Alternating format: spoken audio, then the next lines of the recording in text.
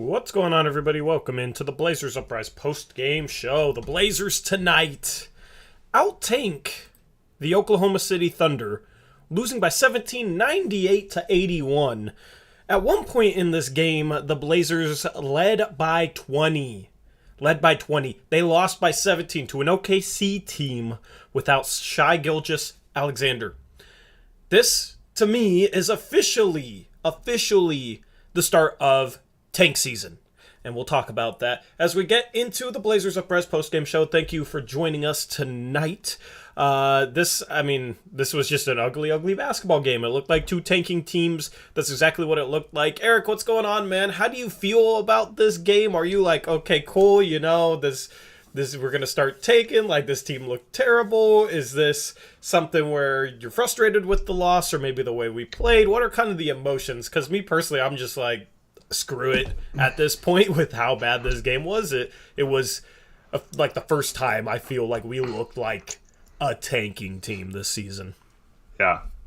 In my minds, I'm cool with scoring 50 points in 3 quarters against one of the worst teams in the NBA, blowing a 20-point lead, and looking just completely like a joke for 3 quarters. I mean, we did nothing. And what's weird is we looked really good in the first quarter, I thought. We did a lot of nice things defensively, and the ball was moving. We probably should have had more than 31 points in the first quarter because we got a lot of cross-court passes that led to open threes, and they were not hitting them very well tonight. I think we ended up shooting 18% from 3 or something like that. So, I felt like we had a really good start to this game, and even you commented at that point, like, we're too good to tank and all this kind of stuff, right? And then all of a sudden, we can't do anything on offense. Mm-hmm. We got very ISO heavy at times. We stopped playing through Nurk at all in the second half. Just doesn't make sense to me. And then we just couldn't stop anyone on defense. And so, once again, I'm okay with all this if they commit to being bad. But the problem is, I think that's going to require trading some guys and getting them off this team that, like you said, are too good consistently to be this bad. So if that happens, hopefully that signifies a trade sooner rather than closer to the 10 days, because I don't want to win like 3 of the next 4 or something into the trade deadline and have that affect whether we make a move for now or later and all that kind of stuff, which it shouldn't, but like... Yeah, well, let me just say, like, if the next 4 games determines what we do at the trade deadline, we're already kind of screwed because that's ridiculous, and we're an utterless ship then and don't have proper leadership, so the next 4 games hopefully should not affect that. Yeah, for sure. But, you know what I mean, though. We're kind of dabbled in both lanes. Like, Dame's even admitted that we're possibly tanking for a draft pick this season and he wouldn't come back in that situation, which is great. But, then we, win all these games and we're playing, guys like CJ and Norm and Rocco 35 to 39 minutes a game. CJ plays 38 tonight in a game we score 81 points. You know what I mean? Norm plays 37 minutes. Yeah. It's just like I don't want it to be a tank if we're playing all these guys heavy minutes that aren't going to be on the team long term. So pick a lane and do it. But yeah, I'm just worried that your outlook is going to come true, and we're gonna have games like this, but then Wednesday against the Lakers we'll beat them, and then we'll just keep hovering around that 10th spot. I mean, honestly, all that's just kind of trivial to me, right? This team is not going to do anything in the playoffs if they got there, and I don't think they're going to get there. And it would be nice to get a higher draft pick, but I'm not at the point where it's the doing something this year lane is open. That lane to me is like, with this game, it's completely shut off to me. Now, you never know. Like, Dame might come back and we might make an upgrade trade at the trade deadline. But either way, it's a situation where maybe we get up to 8th or something, but we're dealing with playing games anyway. You know what I mean? Then we're dealing with a first-round loss most likely. So I'm not too concerned with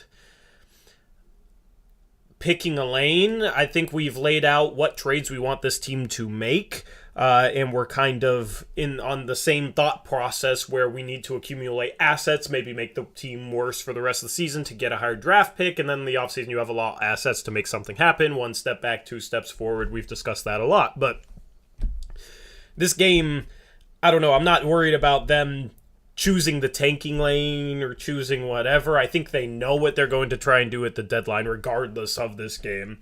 I think they have a vision, at least I hope, and I don't think that's going to be affected by the next 4 games. I don't think, Cronin has been here for 15 years, and he's seen the ebbs and the flows of this team. He's seen this team have some horrible games. He's seen this team then turn around and win a couple games, and that's what they've been doing this year. They've been good, they've been bad, they've been all over the map, and it resulted in Western Conference Finals, but I think Cronin's sitting here looking at the bigger picture, and based on his introductory press conference, that's part of the reason why I think it.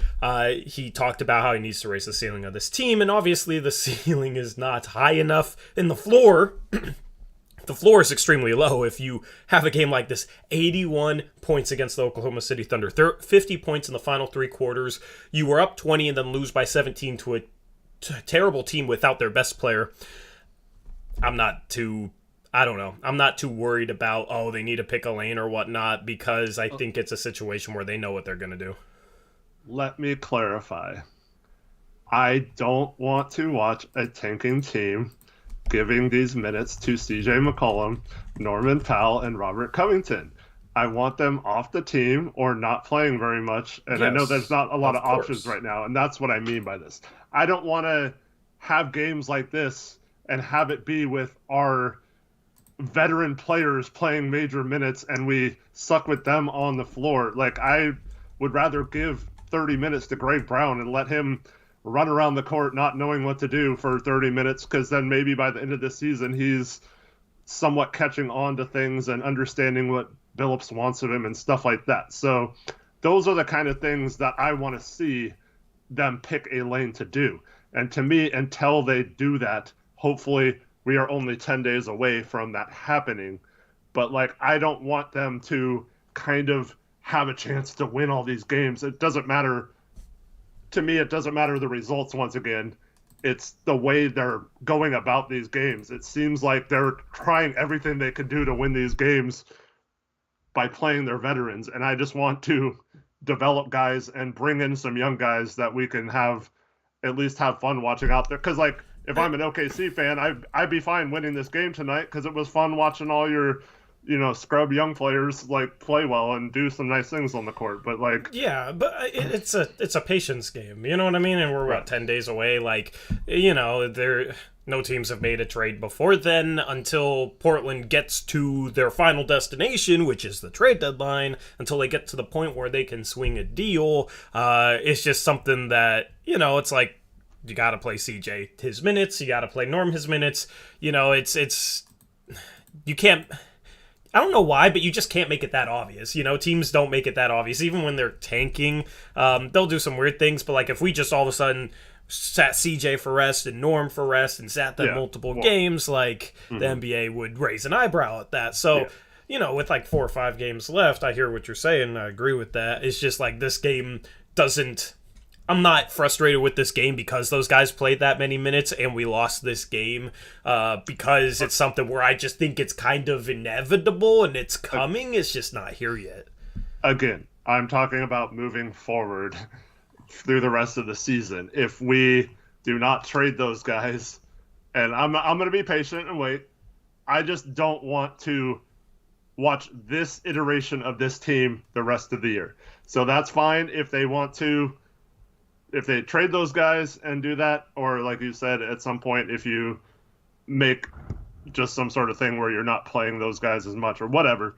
But like, I just want them to not do what they're doing right now with their veterans.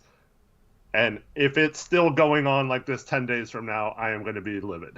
I mean, I guess the difference for me is like, if they are, if they keep these guys and they still suck and we're still like not going to make a run, I'm still rooting for us to tank. Yeah, of course. You know what I mean? And it's like a situation where it's like, okay, hopefully these guys continue to lose games, and hopefully the reason why they held on to them is because they didn't get a good enough offer at the deadline and think they can get us something better in the offseason.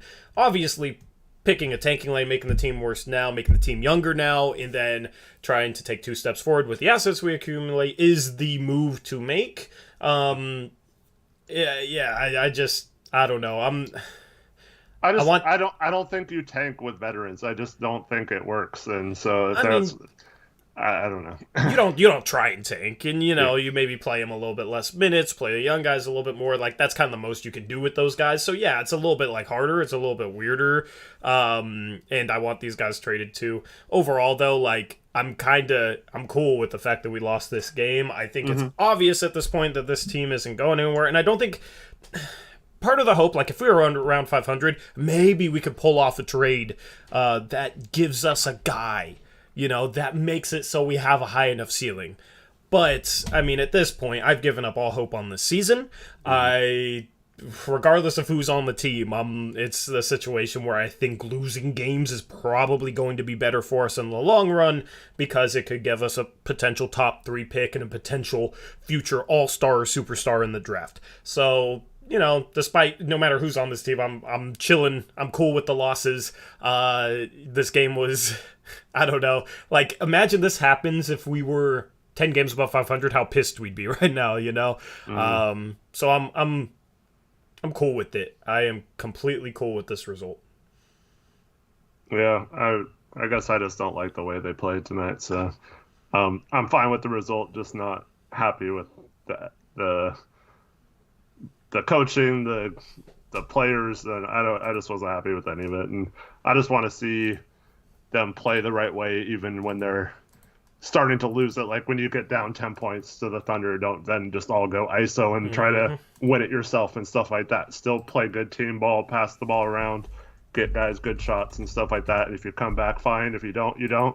But I just don't like how we always regress whenever we lose or face adversity back to the ISO ball. Yeah. I mean, get certain players off the team, and I think it will be better. I don't know. I'm just chilling. I don't know. I don't even know what I'm trying to say. I'm just chilling. I'm not like mad or anything. I'm just saying I don't want to keep watching this version of this team the rest of the year. Yeah. I mean, I don't think anybody. Chat, does any of you want to keep watching this version of this team for the rest of the year? I don't think anybody does. Shout out Mills Woes, $10 dono says, man, that was something to watch. Yeah, that was beautiful if you like the looks of tanks. If you like the way tanks look, it was a beautiful, beautiful game. We out-tanked the Thunder massively. It's actually pretty impressive. Appreciate the dono, Mills. Well, shout out Roger, $2 dono says, please give me some hope with this team right now. Well, the hope is that we get a great draft pick and either draft a future all-star or trade it for a current all-star. That's the hope, and that's what a game like this will help us accomplish. Shout out my guy, Rip City Brady, $5 dono says, out-tanking the Thunder is a W. Yes, I mean... I don't think it's a situation where we're going to catch the Thunder. We're still currently 5 games better, but we are currently only 3 games better of the 5th place team in terms of lottery standings, right? The 5th worst team in the league, essentially. So, it's a situation where, coupled with the right trades, we could be bad enough to make up some headway and potentially get a top 4 pick, and that would be phenomenal. So, I'm cool with this result. Got to play the long game here. I see... From my point of view, we weren't trying to tank. That was the problem. Like we out-tanked them by trying our best to beat them, and whoever I guess we have on the floor is going to try, though. No, I understand that, but like we had like Norm and CJ like better players than they had on the floor, and we still got our butts kicked by them. It's just kind of funny. I mean, CJ didn't even have a bad game. CJ 21.7 assists, only 2 turnovers, 10 for 17 from the field. You know what I mean? So, like, CJ did his part. Powell was 3 for 8 from 3. He was 3 for 7 inside the arc, 6 for 15 total from the field. Only got to the line 3 times. So, it was just kind of like one of those somewhat inefficient Norman Powell games where he didn't get to the free throw line. 2 assists, 1 turnover, right? But I wouldn't say that was necessarily horrible. And Nurkic 7 for 12. When we went to him, he actually feasted. We just kind of went away from him. So, like, in terms of those 3 guys, right, we were fine. The struggle comes in when you look at Anthony Simons being 3 for 16 and 2 for 12 from 3. And I think for the most part, he got some quality threes. It just wasn't his night shooting the ball. And if this is a game where Anthony has his typical game, we're probably in it at the end. Maybe we can pull this out. You know, at least we're competitive. So, you know, it was a terrible game from Anthony. And then Robert Covington had a terrible game offensively. I mean, he had 4 rebounds, 3 assists, 3 steals, 3 blocks, but 0 for 5 from the field, 0 for 5 from 3, 2 points, 5 personal fouls. So it was just Robert Covington not making, like, those two, Rocco and Simons, 3 for 21, which is real bad. And then we didn't really get anything off the bench either. You know, Watford played well his first 3 minutes and then turned his ankle. Good to see him back, but I mean, hey, he threw a lob. Yeah, he threw a lob.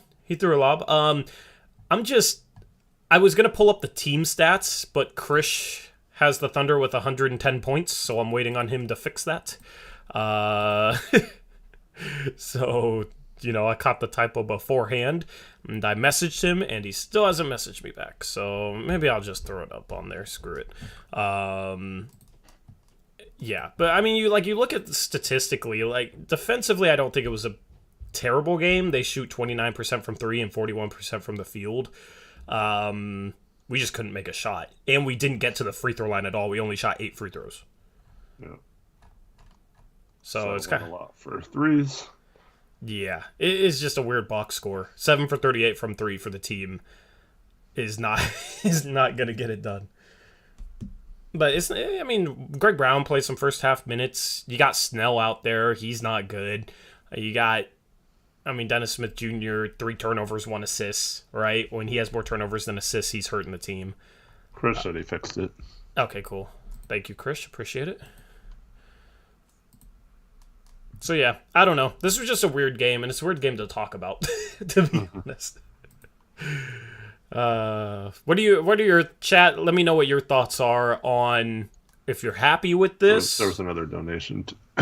Yeah, chat. Let me know if you're happy with this, if you're frustrated with this, what you want long term for the rest of the season. Do you want to tank? Let me know in the chat, Eric. If you want to read off that donation, I'll get the team stats in here.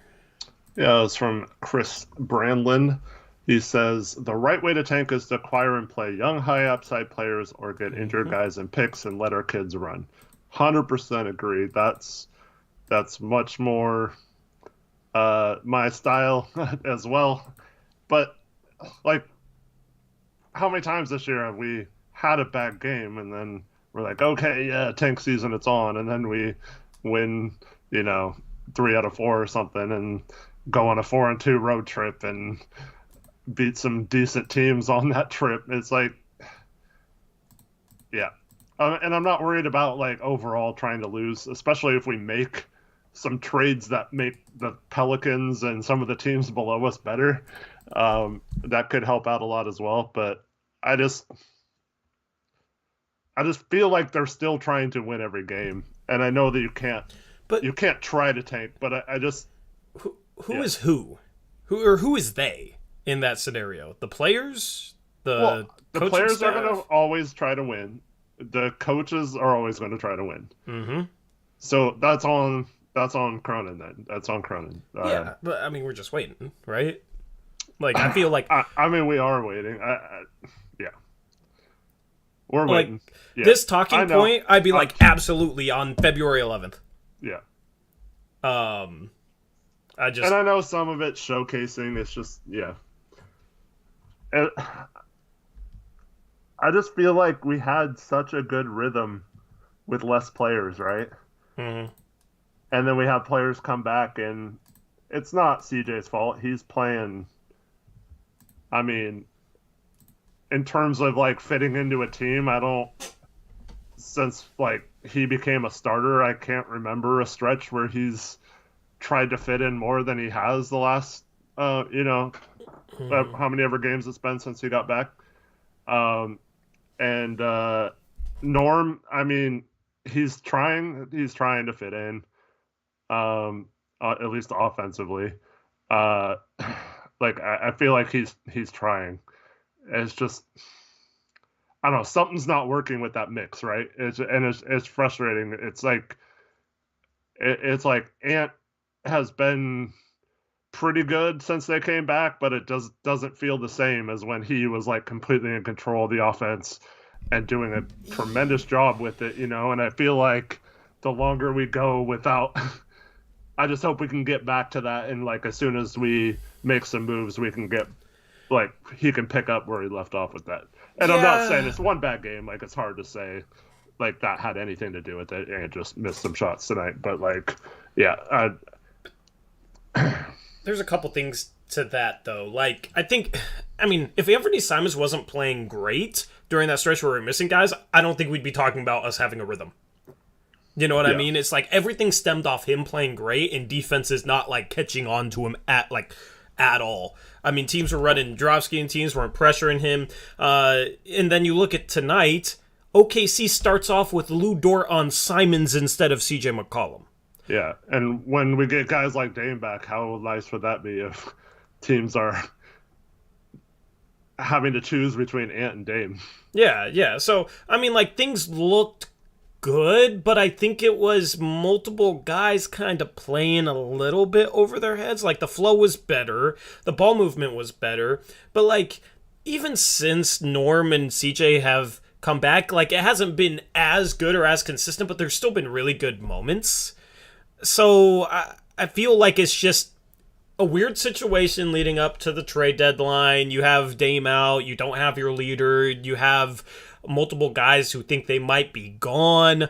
Like your two biggest energy guys potentially are out with Nas and with Ellaby, and I think those guys were kind of crucial to just kind of the energy of the team in that stretch, and now they haven't been playing. So I think there's a lot of things, like, things have changed so much in different stretches this year with who's available that I don't know.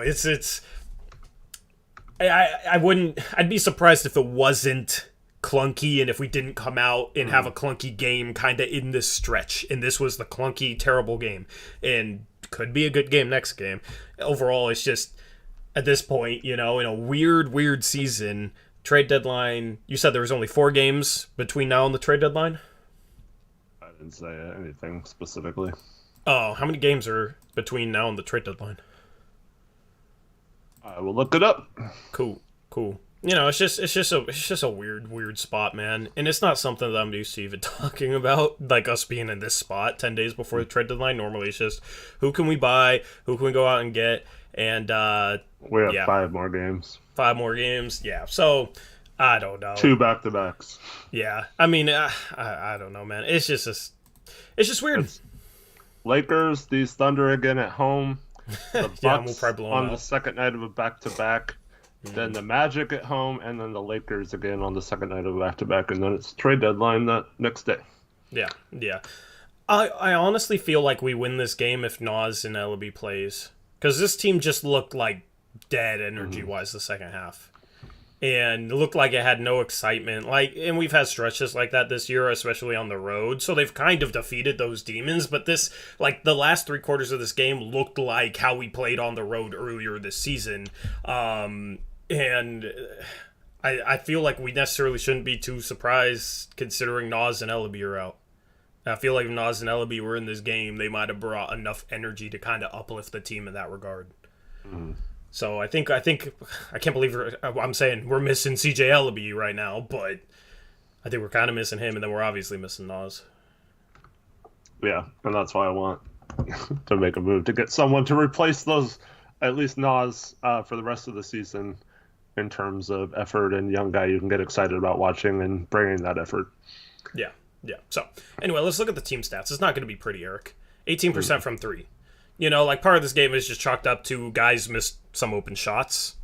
Anthony Simons. CJ was only 1 for 6 from three, so Simons and CJ were 3 for 18 from the three-point arc, which is 17%.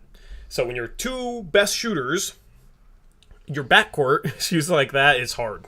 It's hard, and you can't get to the line either. I don't know why that was the case.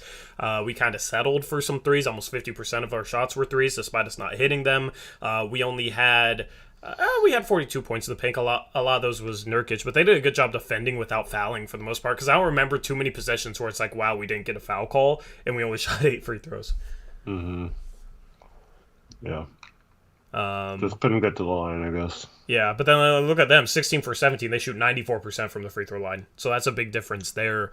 They get 11 offensive rebounds as well. We only get 6 despite how many threes we missed. Normally threes are a little bit easier to get offensive rebounds off of than twos because they're longer rebounds, and we were not able to crash the offensive glass at all. A couple more turnovers to them, 15 turnovers to their 13, and we didn't get out and run either, only 4 fast break points, which is horrible. I think that kind of, the energy department can kind of be tied to, like, if we get out and run and try and, like, push the pace compared to just walking up the ball, which we did pretty much all game. And yeah, losing the points in the paint battle to a team that doesn't really have a big... and also getting out-rebounded by a team that you have a size advantage over. Mm-hmm. Not good recipes for winning. Yeah, and those are energy things, so the energy was not good. It's crazy to see, like, the largest lead. I thought it was 20. I guess it was 18. But it's crazy to see, like, a plus 18, a plus 19 on the largest lead in a game where neither team reaches 100. So, just a strange game.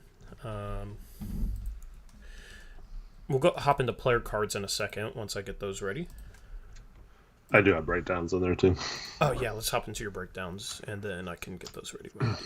The breakdowns, how many plays you got? Just 2. Cool, let's do it. Just give me a second to download them and plug them into the stream.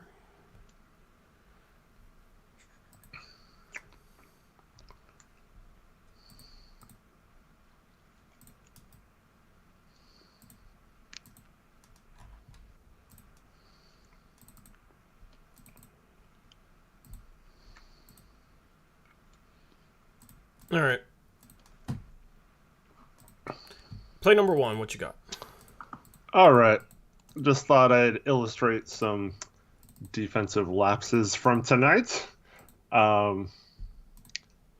This is the Houston.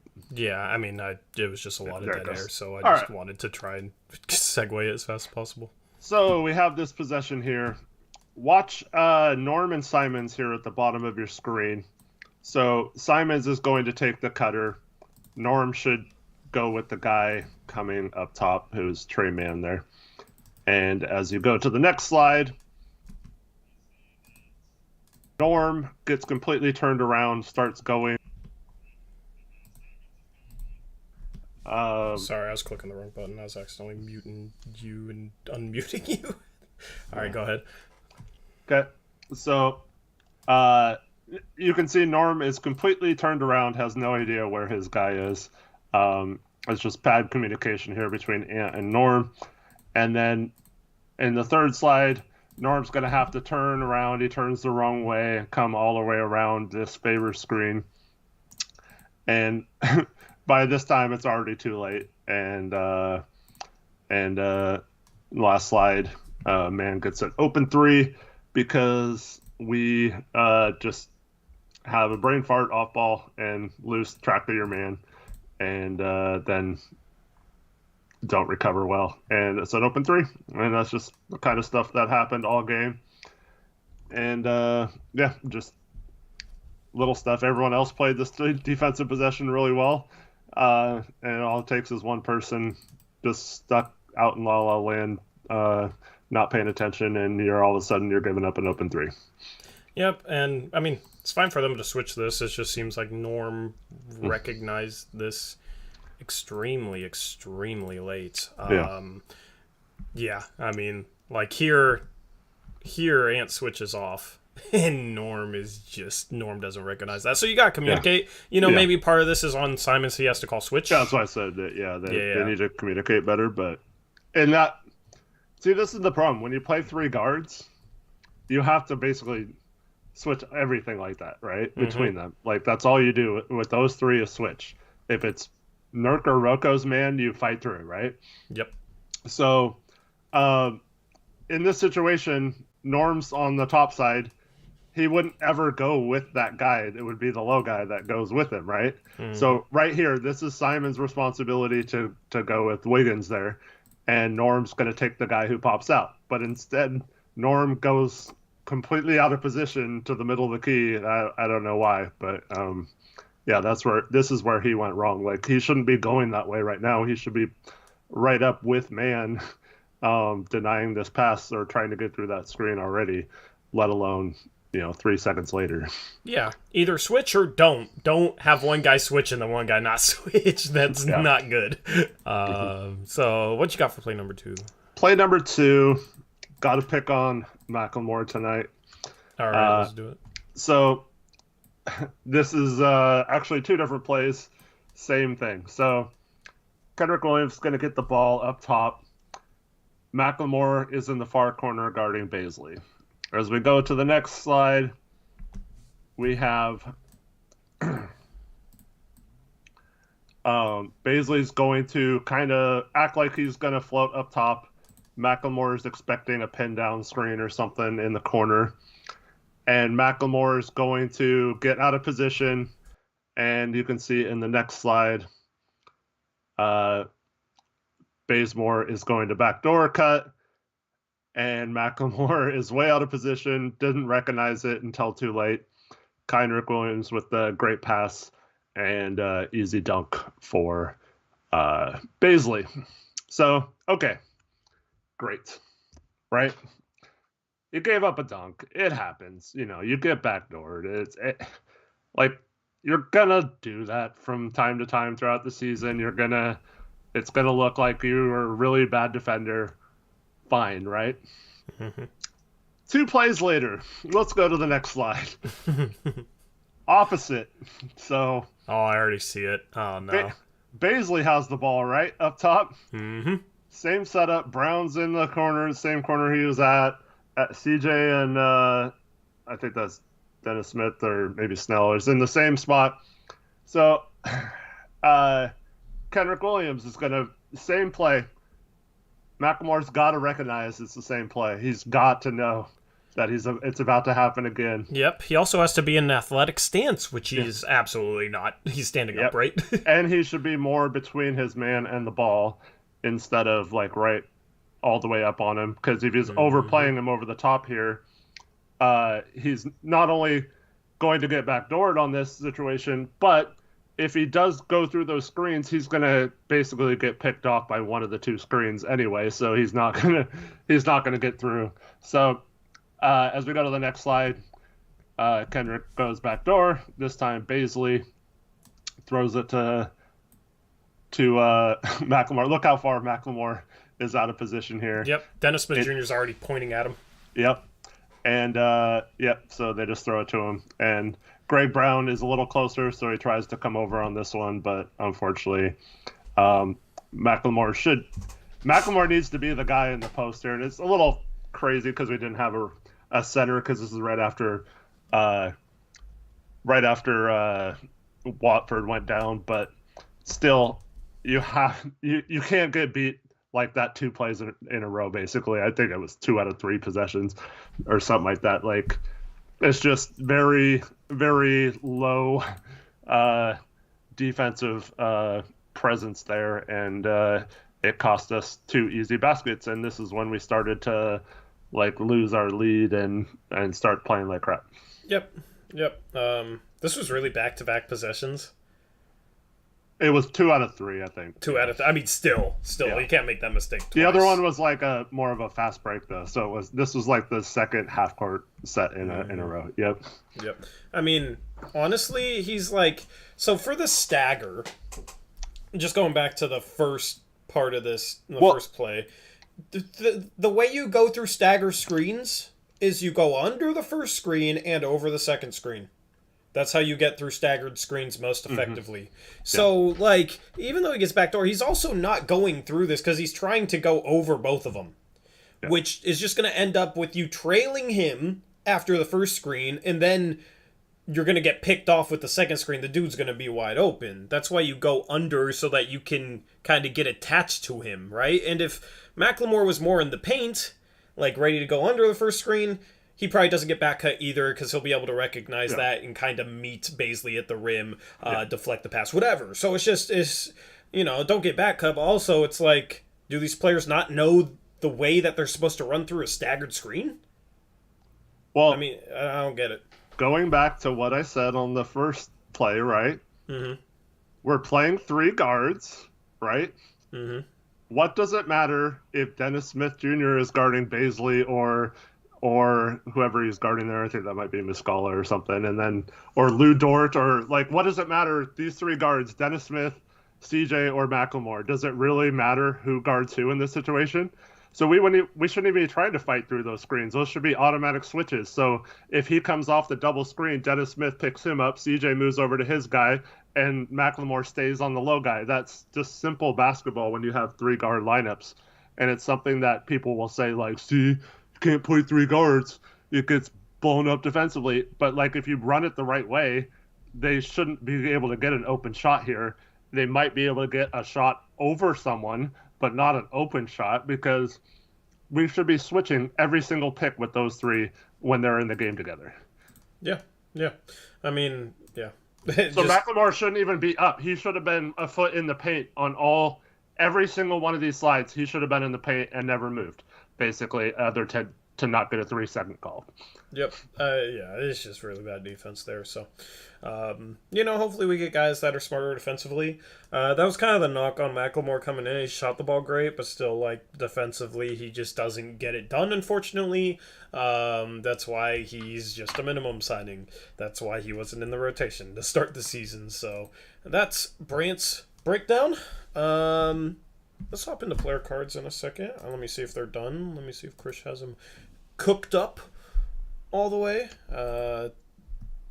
We got 11 slides today, so I might have to, I don't know, I assume the slideshow is going to mess up, so I'll have to work around that. But, lots of minutes for people today. Anything in chat catch your eye? Let me look.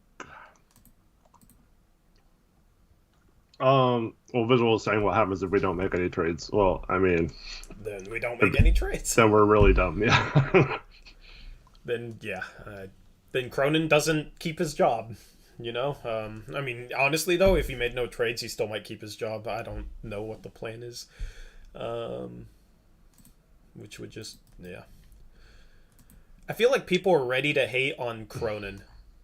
Like, it's like they don't hate the GM anymore, and it's weird to them, and they're like just ready to hate the GM again. I don't think it's that. I think this is kind of unfair to him, but I think people want him to make a miracle out of nothing, and I don't know if a lot of people are going to be happy when we make that Pelicans trade that we've been talking about, Yeah. Because a lot of people don't recognize. They think, we traded. It's kind of like some of the people in chat earlier in our stream this afternoon. It's like, we should have gotten Brandon Ingram or Zion or something. You know what I mean? We have a lot of people like that. There's going to be people that think we can get, a lot more than we can realistically get, and they'll always be upset. You know what I mean? Those are the type of people who are always upset at anything we do. But great point by Joey, though. What was that?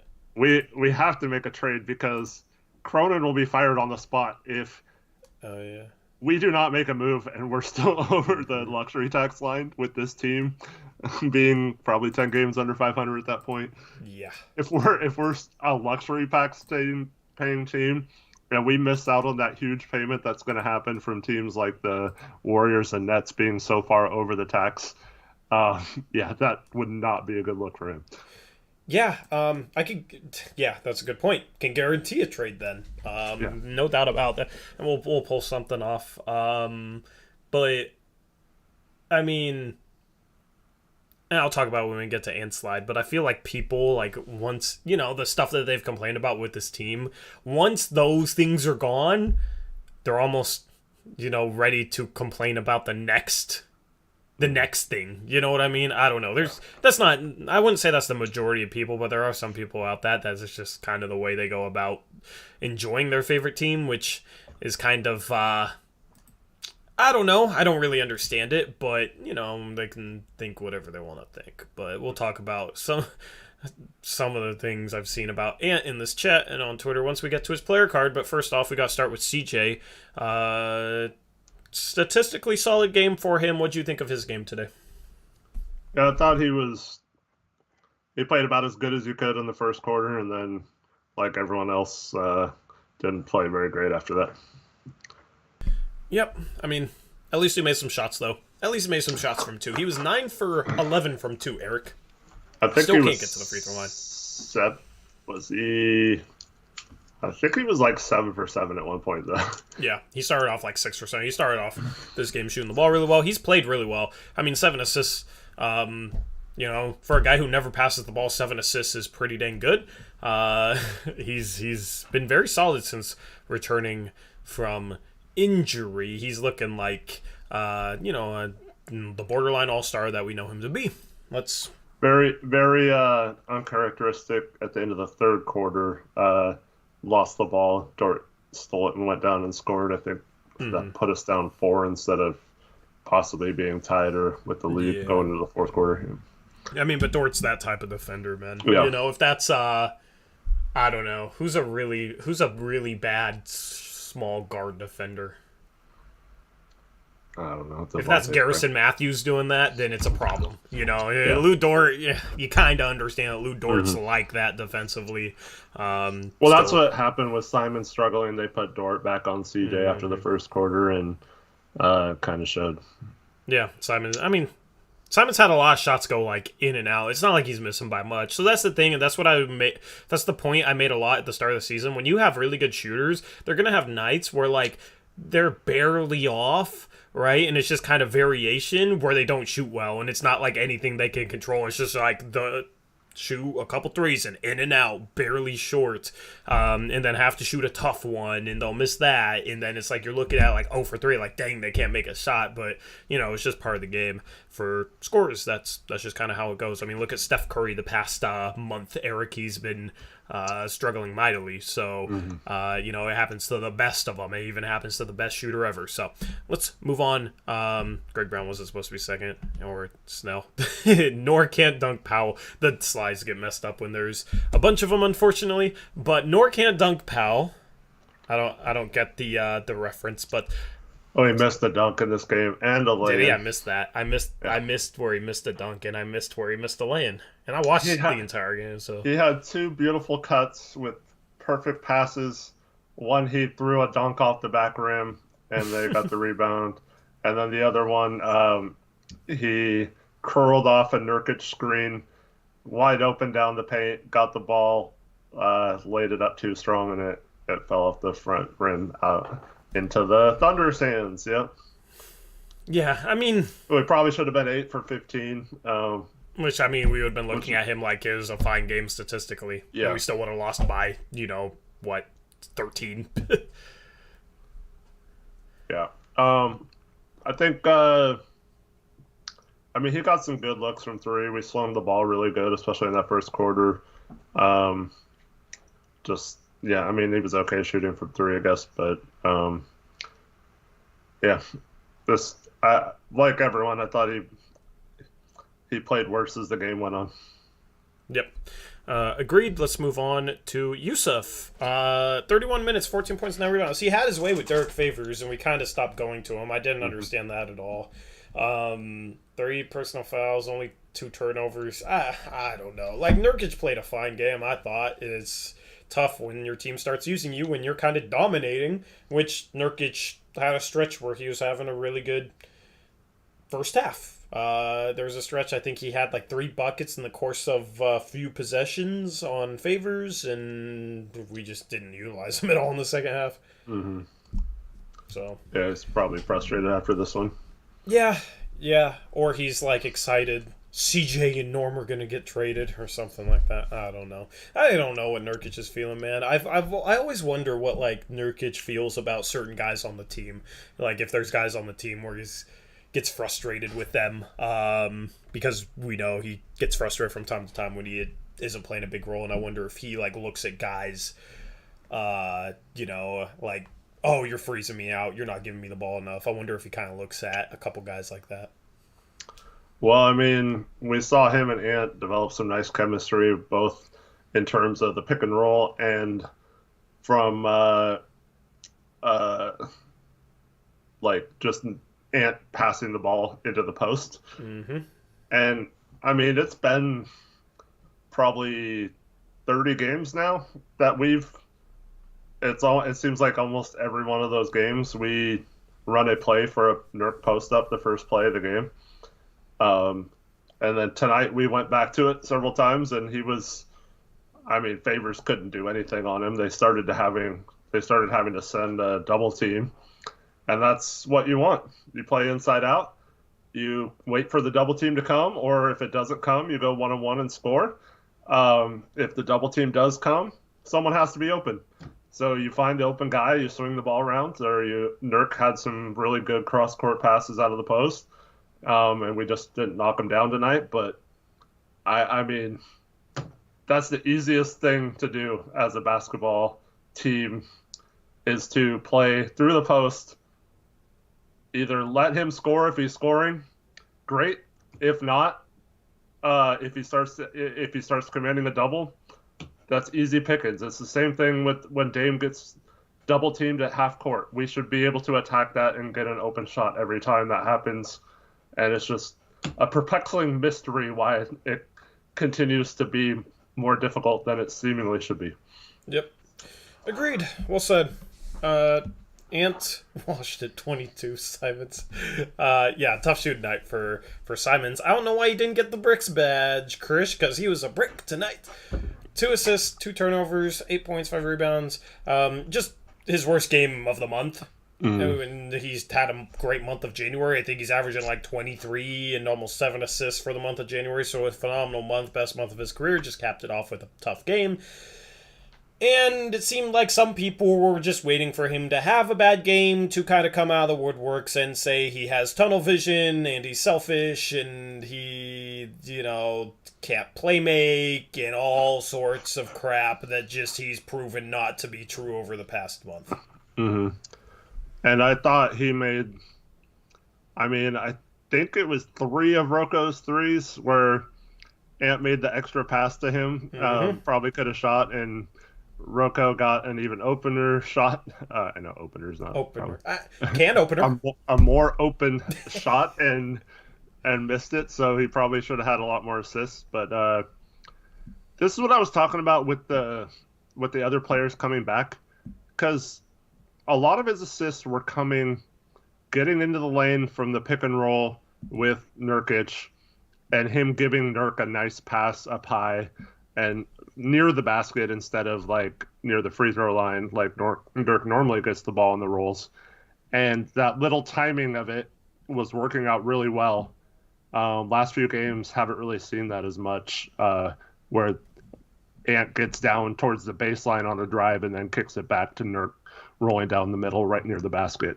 So I would like for that to somehow come back to be a play, because the more chemistry Ant can get with the big, I think it would be really good for his development to continue to feature that and trying to get to the rim, and then if it's not there, throw it up high to the big.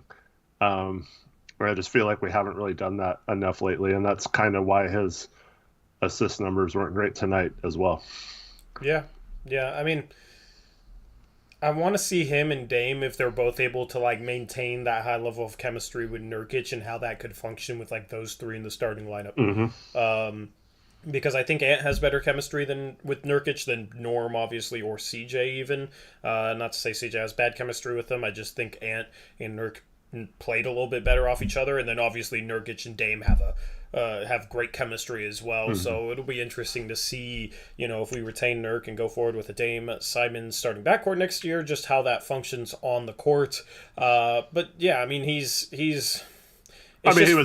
due for a bad game. It's not. Yeah, it's not gonna be perfect every time. It's just funny because there was a lot of people before this season that said, "Oh, he doesn't see the floor well enough, and he can't play make, and he can't make plays for others. He's just a glorified 3-point shooter. He can't play point guard. All sorts of things." And then all month, and I mean even before this month of January, but especially this month of January, all month he proved that so wrong. So wrong. And now it's he can't play with Dame because he needs the ball in his hands. Yeah, and then it becomes he can't. Yeah, and now he has a bad game, and now it's the same narratives that people were saying before the season. It's like confirmation bias. It's just ridiculous. The dude has shown that he can play make. He's been much more efficient attacking the rim. He's been better from the free throw. He's improved every year of his game, except for maybe his 3-point shooting, but he's still having a good 3-point shooting year. So it's like we're going to take a game where he's 2 for 12 from 3 and then criticize his playmaking, and I don't know. Like, he had an open pass he got CJ an open 3. He kicked out to him, and CJ missed it. So it's like when the team shoots 7 for 38 from the field, not from the field, from 3, don't sit here and say, "Oh, he only had 2 assists. See, he can't play make." Because there is multiple passes where he fed guys and they missed shots. And I love what he did in the first quarter. Once again, we had CJ, Norm was playing well, Nurk was playing good, right? What did Ant do? He got those guys the ball. And I think he took maybe 2 or 3 shots in the first quarter, right? And I think those were on like kickouts to him. I don't think he forced many that quarter. So that's what Dame does, right? Dame he knows he can turn it on at any point, but it's important to get everyone involved at the beginning. And that should have been a reason why we continued to play well throughout this game, but then everyone got selfish at some point. But imagine having those 2 guys, both Dame and Ant, in the same lineup, knowing that they can rely on each other to do that. And I think that's just such a good attribute as a young point guard, to have that presence like a Dame has. And I think that's a very, very positive thing moving forward. That I mean, a lot of guys his age would be like, "Man, I'm the man now. I'm scoring all these points. So I'm just going to shoot every shot, come in, go off pick and roll, let those threes fly off pick and roll every time, not post up the big, that kind of stuff." But he doesn't seem to be doing that. He's trying to play within the flow of the offense, and he struggled shooting tonight, but I mean, every player has bad game shooting, so I like the rest of his game, though, what he did tonight in terms of running the offense and stuff like that. Yep, I agree with that. So let's move on to, we got unwashed big man, question mark. The nine steals is a typo, right? There's no... What? Yeah. Yeah, Dennis Jr. did not have 9 steals. I don't know how'd you even set it to 9? I don't know. I mean, that would have been a phenomenal game if he had 9 steals in 18 minutes, but that's the most random typo of the year from Krish. 6 points, 5 rebounds, and assists, 3 for 4 from the field, 3 turnovers, 3 personal fouls in 18 minutes for the unwashed big man. Yep. There's no way he had 9 steals now. Yeah, I wish. I mean, it would have been cool, but I think he had 0. He had 0. Yeah, he had 0. So yeah. I don't know how he hit the 9 instead of the 0. I mean, I guess they're next to each other if you use the top row of the keyboard. I don't know if he uses the top row of the keyboard or the number pad on the right side of the keyboard, but yeah, I don't know. I mean, any thoughts on him? Because I don't have any. He was okay. He had that terrible possession where he almost lost the ball and then threw it out of bounds. He's had some Shackton moments this year. Yeah. It's just, he also had, I think, at least 3 times. I stopped counting after a while because it's so frustrating. Where one of the guards gets into the middle of the defense, like right around the free throw line, kicks it out to him on the side or the corner. He's wide open. Like any other guard on our team, that's a good 3-point shot, but he just can't shoot those, so he doesn't shoot them. And then by that time, the defense is recovered and we lose our advantage. So I only like it if he's in the game being the one creating that off the dribble versus spotting up. Like, I just think it's a waste of him on the floor if he's not on the ball. So, yeah, I don't like him spotting up for three. I wish he'd become more of a slasher and a cutter if he can't shoot, but that's goes along with the rest of the team, I guess. Yeah, that's why I don't. Some people want him as like our backup point guard, like our third guard next year, and that's why I don't. He's fine as like the third point guard where he doesn't play, but in terms of like the third guard where he'd actually have to play because he's the first guard off the bench, I don't. I'm not a fan of that. Anyway, let's move on. We are evolving, Eric. We are evolving. I don't know what else, Chris. I don't know what else you can do to this graphic. It's already been completely nuked. Look at that good old picture of Paisley. That's phenomenal. He rolled his ankle in this game. Luckily came back. He looked pretty good. 5 points, 3 rebounds, 2 assists, and a steal. Eric, 2 for 3 from the field, missed a 3. Made a free throw with his ankle throbbing in pain. Good, another solid game from Trendon in only 9 minutes. Yep. Really like what he's doing out there. I hope he's okay because I want him to get like 20 minutes a game moving forward this season. Yep. Agreed. I'm looking forward to seeing what this graphic looks like by the end of the season. Good luck, Chris. You're running out of things to do to it. Let's move. Oh, you got the per 36 too. Look at those per 36 stats, Eric. We need to play him 36 minutes a game because look what he would do for us. Mm-hmm. Elite per 36 numbers. That's why there was 11 slides. Good old clamp god Trendon. You got Greg had 5 boards in this game. 2 points, 1 for 3 from the field. Still just looks a little lost out there on either side of the floor. It looks like the game's still moving a little bit too fast for him. Yeah, we ran that nice play for him. I think that the pass is just a little too high, but it was nice to see him come in and run an alley-oop play for him. But yeah, he was playing out of position at center too, so don't know how much you can take from that. But yeah, I thought he was okay, but yeah, obviously he is very raw and needs some seasoning, which is one of the reasons why I would like for him to get that seasoning this year and just see what he can do. Yep, agreed. And then the final slide, Eric. 1 for 1 from the field. He hit a little like between the legs into a pull up where he like didn't go anywhere. He just wasn't being guarded. Mid-range jumper. You know, that's cool. Good for him. Put some points on the board. Make a contribution. Attaboy, Tony Snell. Mm-hmm.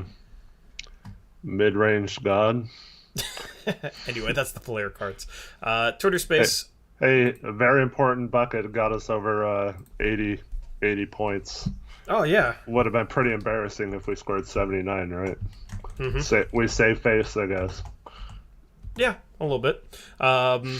So, yeah, our Twitter space is about to go live. Zach is currently setting that up for you guys. You can call into the show. We'll take your calls. We're going to try and keep that. How long do you think we should try and go for the Twitter space today? I know we always go way longer. Yeah. What are you thinking in terms of the Twitter space? I don't like to put a time thing on it, but yeah. Okay. Maybe we don't really have much else in this. Yeah, I mean, it's just always then we talk about trades, but we're not going to do much trade talk today. If you want trade talk after this stream, go and watch our Blazers Uprise Live episode on our second channel. That's a channel we stream on Mondays and Thursdays. Next week and the week after will be Mondays and Wednesdays due to the trade deadline and All-Star break. But usually it's Mondays and Thursdays, going live around 3:30 p.m. Pacific time. So we streamed earlier today. Did picks against the spread, which is a segment we do if you've never tuned in. We have graphics for that. We pick that day's games. And that's me, Eric, all our mods in the chat. And then we talk about whatever. So starting about 27 minutes in 30 seconds into the stream, I think it was, we start talking about CJ in New Orleans and some potential trade packages based off of that. So, probably not going to talk as much trade talk today because, it'd probably be centered around stuff we already talked about earlier. So if you want that conversation, go check it out after the stream.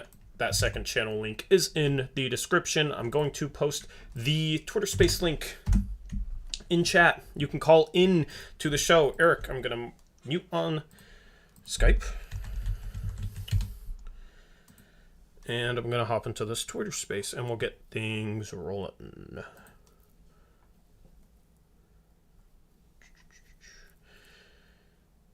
Maybe muted a little too early, but because I'm not in there yet. But yeah, CJ to the Pelicans has been the trade.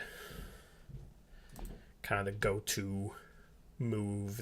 I expect that to happen at this point. All right.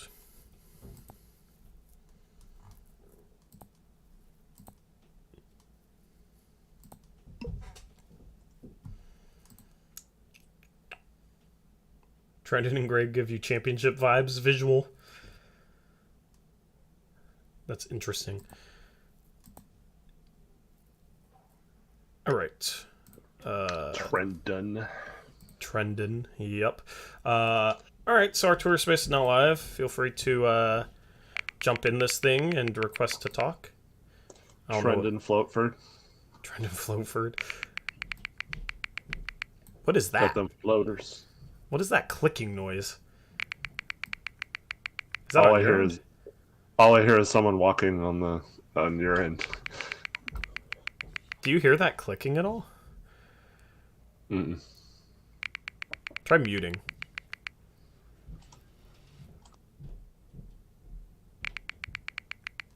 I don't know. It's not you, Eric. I don't know what that is. Let me... Yeah. Hopefully it went away now. Yeah, I don't know what that clicking... Dude, we have so much random technical stuff that goes weird with these Twitter spaces.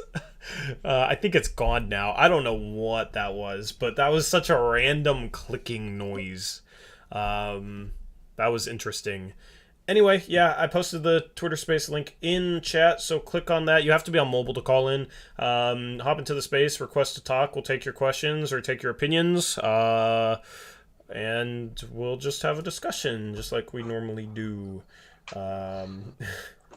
Annie says the Twitter space technical difficulties are her favorite part of the stream. I'm glad you guys are entertained by technical difficulties. Because that now I don't have to panic every time it happens. Yeah, Kyle says someone was asking a question in Morse code, maybe. That's funny. All right, we got Veeks first up on the Blazers Uprise post-game show.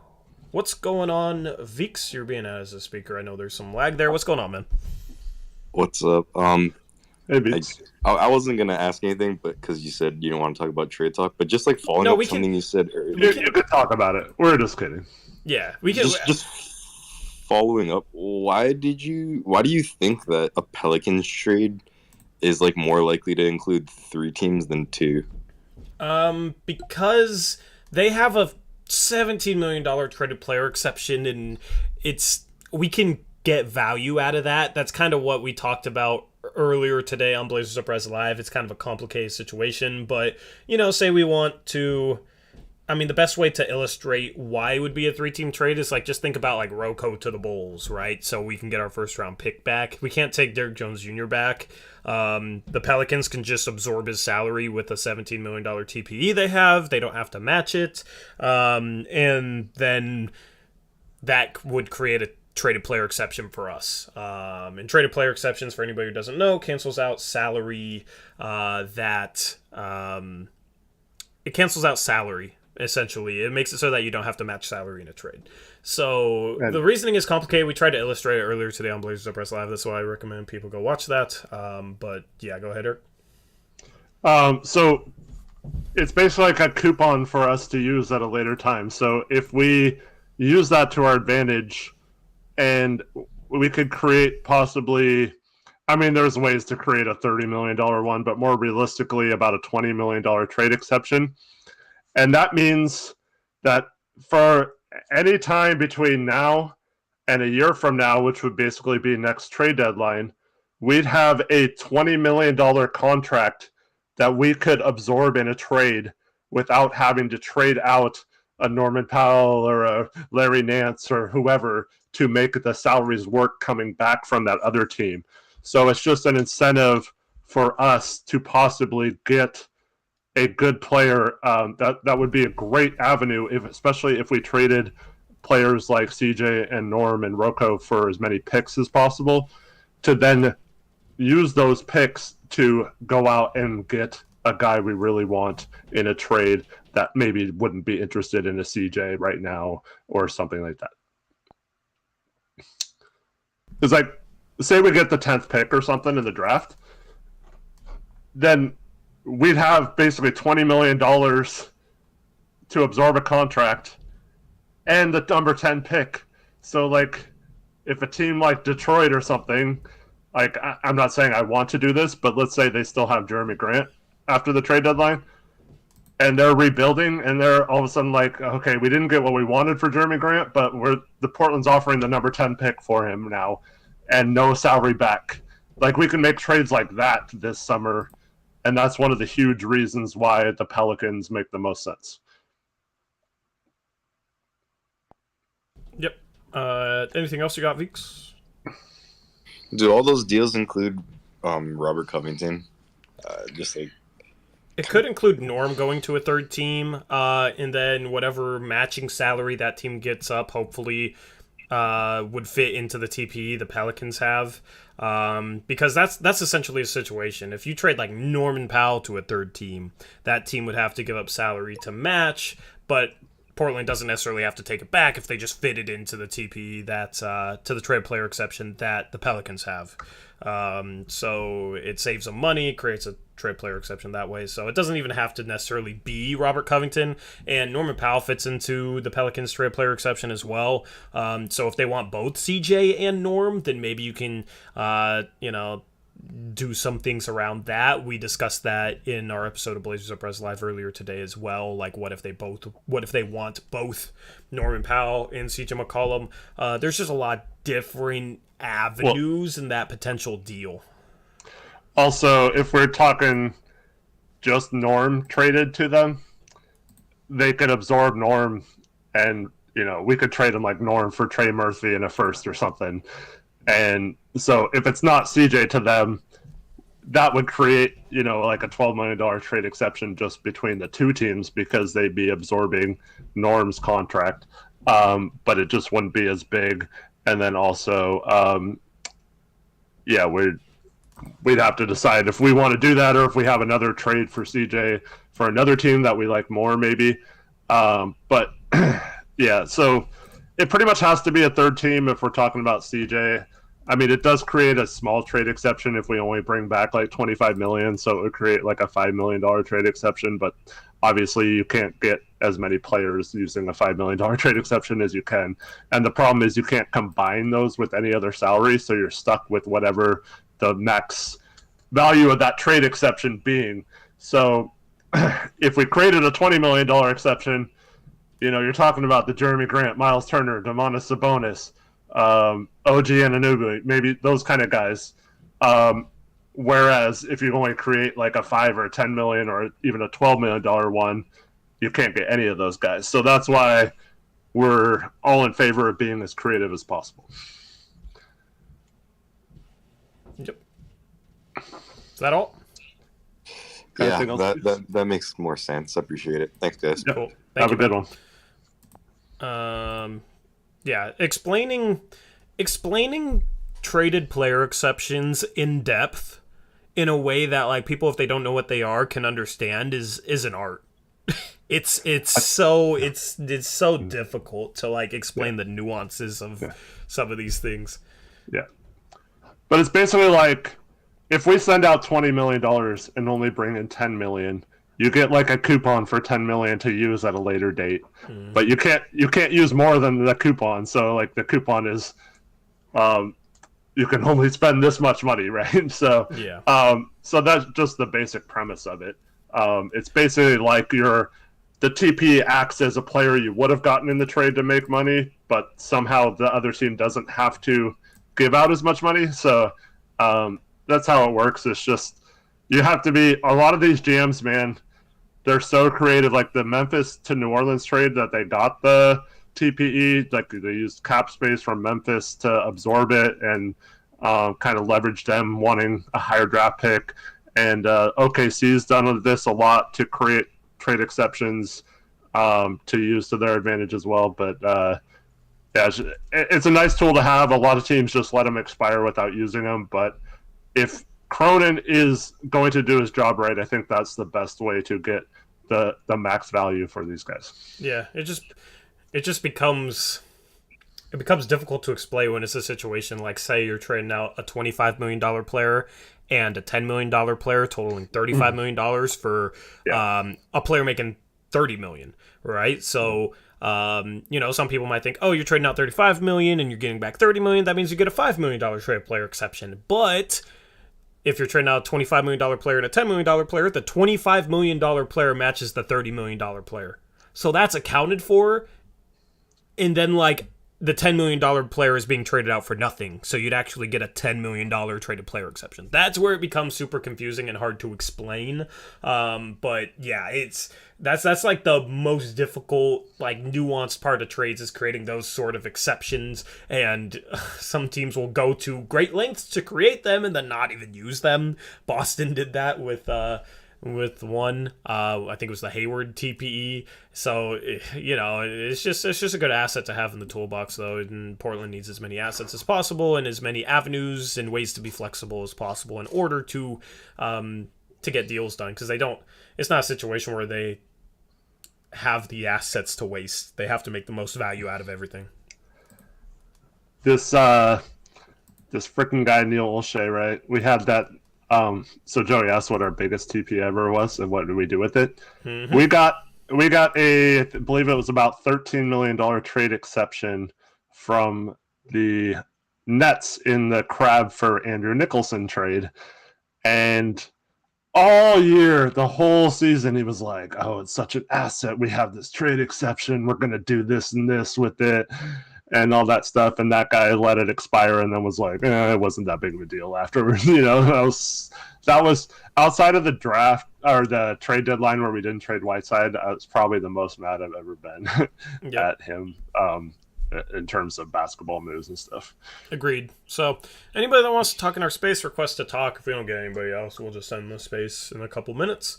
But we currently don't have anybody requesting to talk. So, we could segue this into a little bit more trade talk than we were planning. Or, we can be flexible and adjust on the fly. We got courtside news up next. Finally got somebody else to request to talk. I just had to ask you guys to request to talk. So here we go. What's up, Courtside? You're now live on the Blazers Uprise Postgame show. What you got?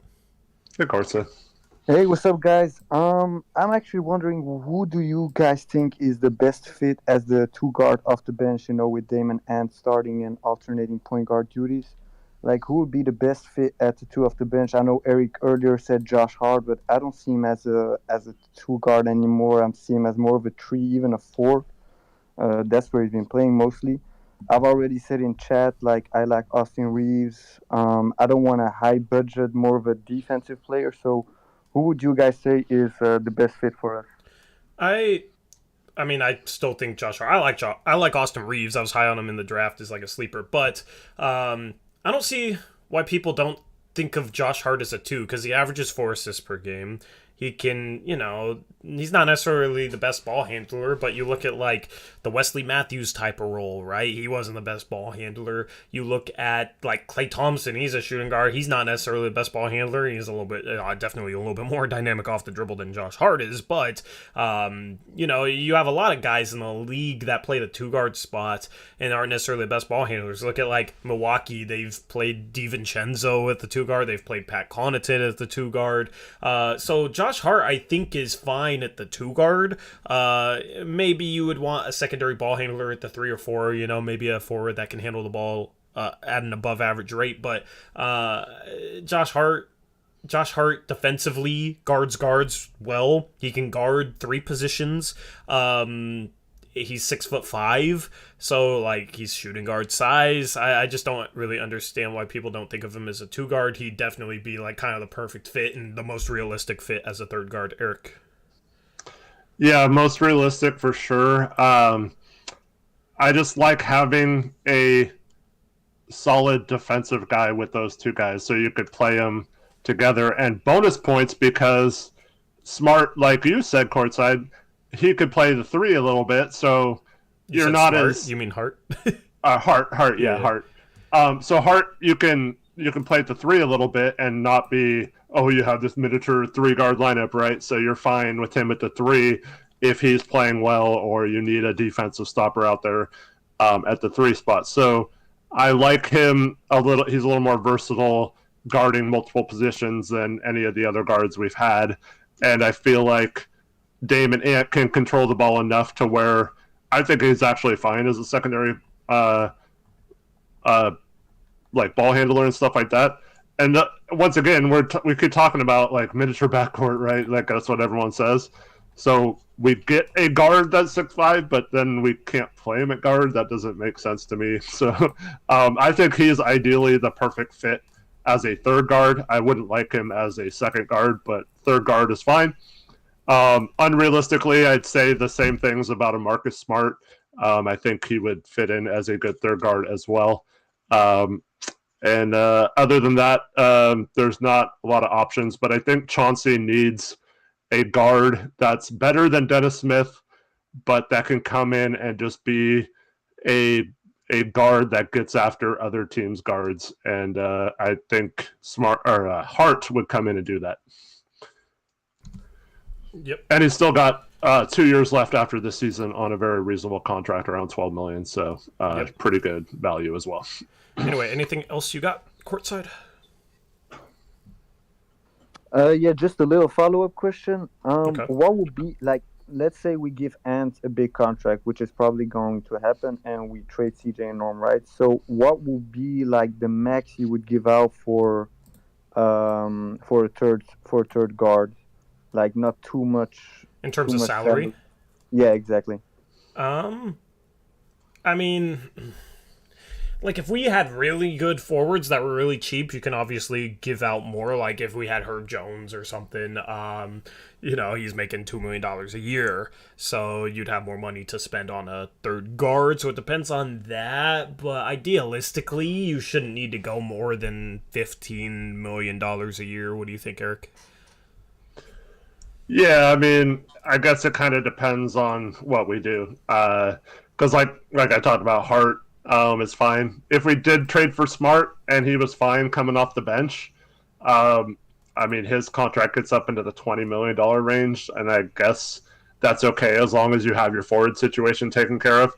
What you don't want to do is get in a position like the Blazers would be in if they don't trade Norman CJ at the trade deadline this year, where they pay Ant, and all of a sudden you have $40 million for Dame, $20 to $25 million for Ant, $15 to $18 million for Norm, and $30 million plus for CJ. Like that's where you don't want to be. But I don't have any problem paying as long as it's a good 3rd guard and we have our forward problems addressed beforehand.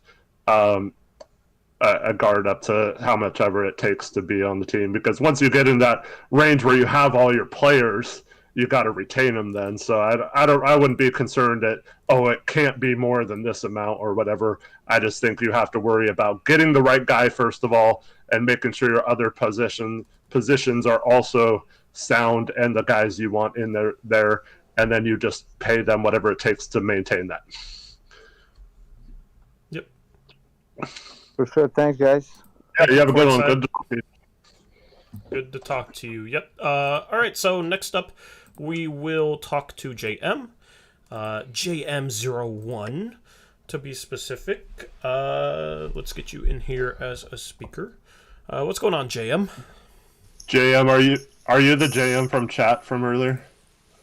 I don't know. Were you in our stream earlier today? Oh yeah, I was. Yeah. I think we missed your donation, right? Did we? I didn't donate. That might have been different. Did we miss a donation earlier though? I think we did. Yeah. Oh no. Yeah, but Well, I apologize to whoever that was. How much was it? I think it was a $2 dono, wasn't it? I hate missing donos. Obviously, we don't try and do that. But what's going on, JM? What you got for us? How you doing? I'm doing good. I was actually had a question, kind of like courtside's, about like Ant's upcoming contract. What do you guys think would be like reasonable to give Ant? Reasonable, 20 million is reasonable. I mean, you have to give him a max, especially if you trade Norm and CJ. We can't afford to lose them, so overpaying is more reasonable than losing him. But in terms of a reasonable contract, I think around the $20 million range is pretty reasonable for him. What do you think, Eric? Yeah, I agree. I mean, if you can get him for 15 to 20 million, I think that's a steal at this point.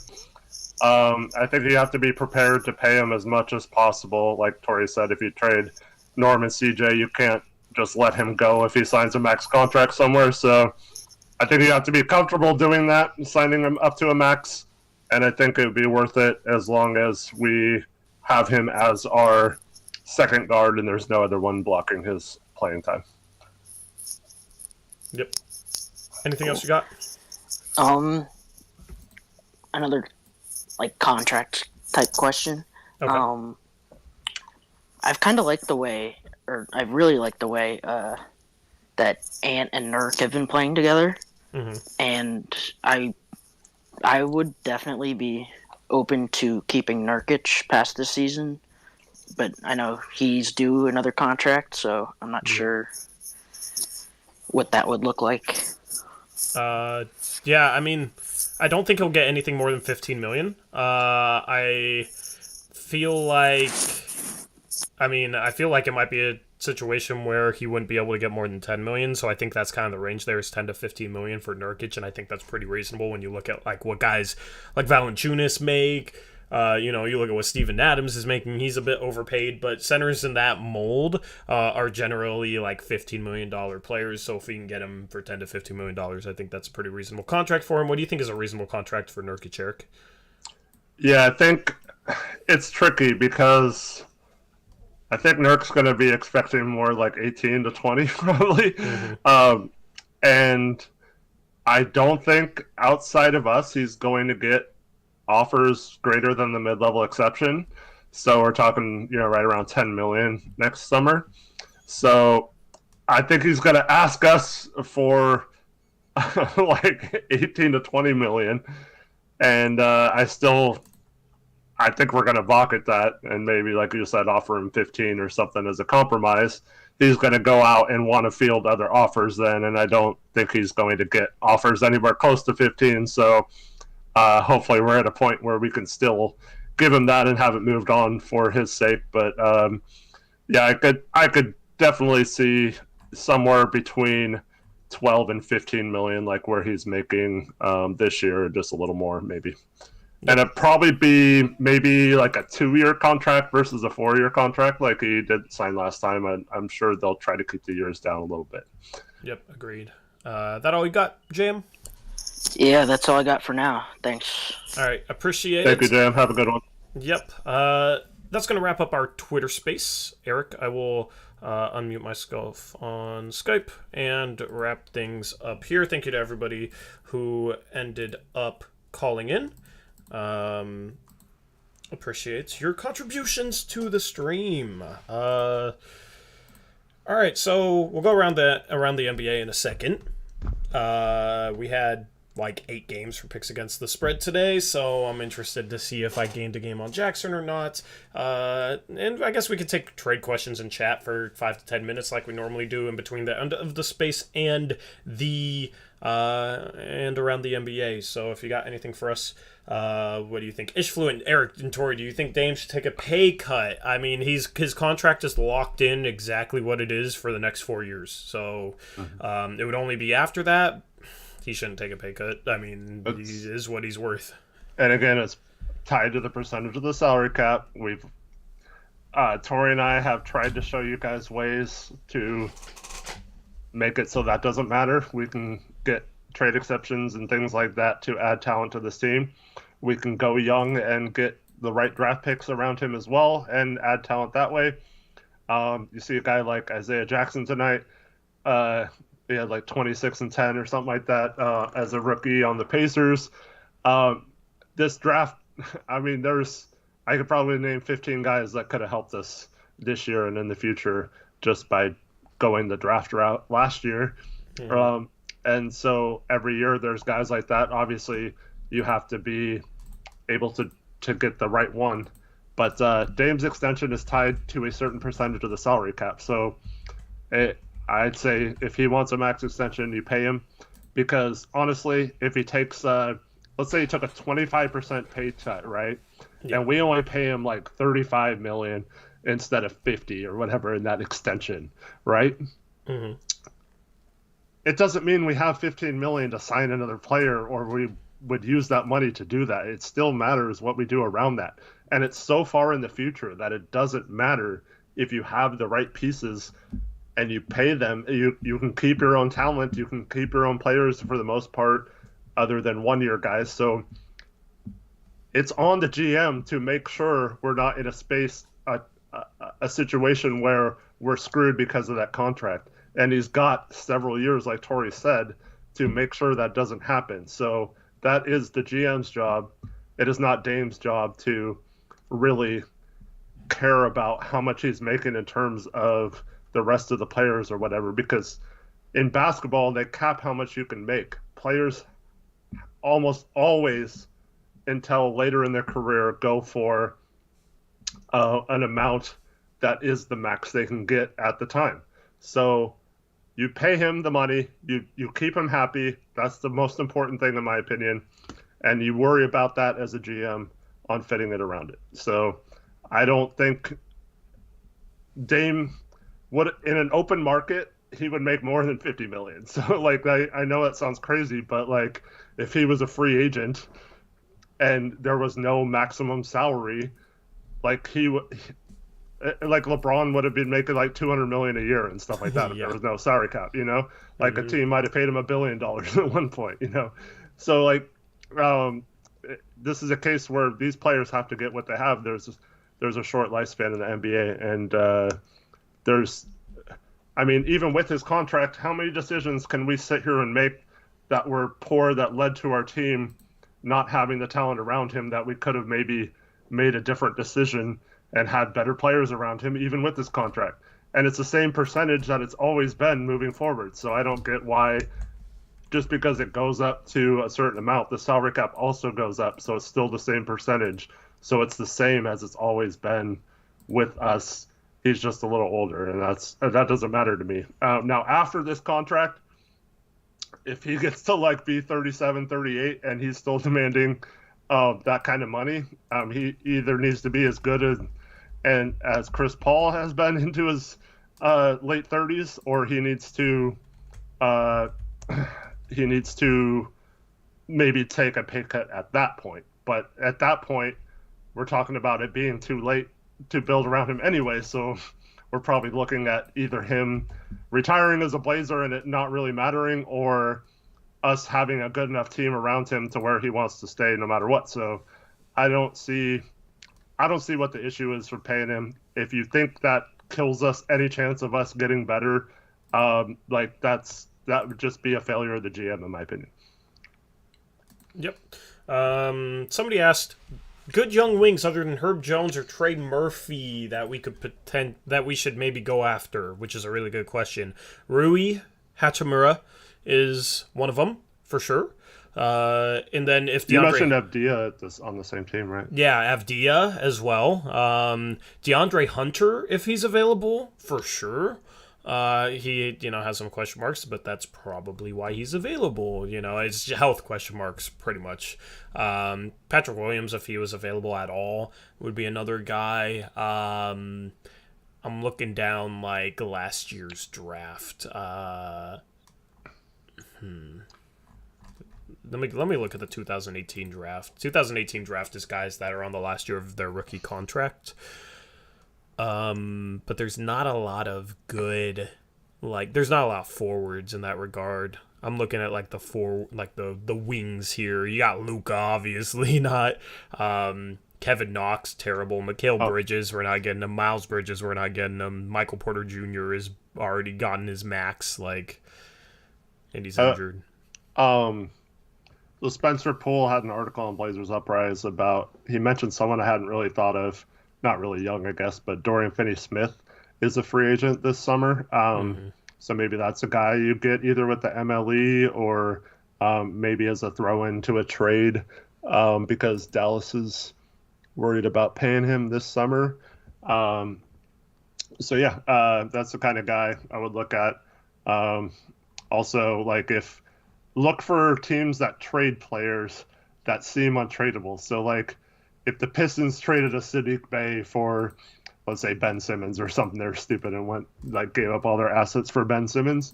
Like, those kind of players then aren't necessarily tied to those their new teams. Or like if the Pacers traded Miles Turner for OG Anunoby, like those kind of trades open up to where maybe you can get a guy from that new team that you would had no chance of getting with the old team. Yeah. Well said. Miles Bridges is a restricted free agent this offseason. Home field. Yeah, he's probably going to get close to a max the way he's playing this year, and I'm sure the Hornets would match any offer, so that'd be tough. Yep, I would love to get OG. I would love to get OG YYC. I just don't know if he's on the market for them. If they do decide to move on from one of their three forwards, you got to try to get one of them. Yep. Yeah, I mean, I don't know. Any other questions, feel free to drop them in there. Hogwatch says, why don't you take advantage of the Lakers and get THT for dirt cheap? I don't like THT. I don't either. I think he's one of, like, in the Kuzma realm of overhyped because he's a Laker. But even worse, in my opinion.